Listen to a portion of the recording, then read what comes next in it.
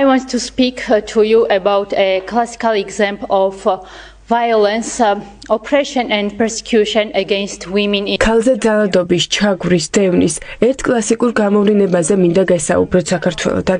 ჟურნალისტი ქალი მზია ამახლობელი, რომელიც უკანონოდ დააკავა რეჟიმმა, მათ ამოძრავებს პოლიტიკური მიზნები.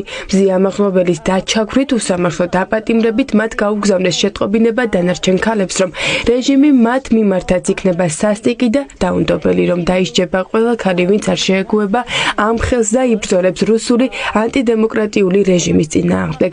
ის 38 დღე შიმშილობდა საპატიმროში.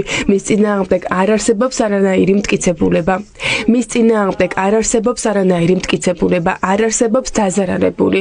თუ არ ჩავსვლით ფარატინა ფურცელს, რაზეც პოლიციელი წერს ტყუილს, რომ განიცადა ტკივილი. ამის პარალელურად კი მთელი მსოფლიო ხედავს ძალადობის, წამების, არაადამიანური მოპყრობის უამრავ ფაქტს საქართველოში, ახლა მათ შორის ქალებზე. საპირწონედ არც ერთი მოძალადი, არც ერთი მწამებელი არ არის, არათუ დასჯილი, არც დაბარებული საგამოძიებო უწყებაში.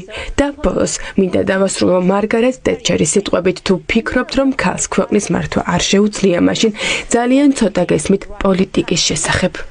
You have little ideas what goes on in politics.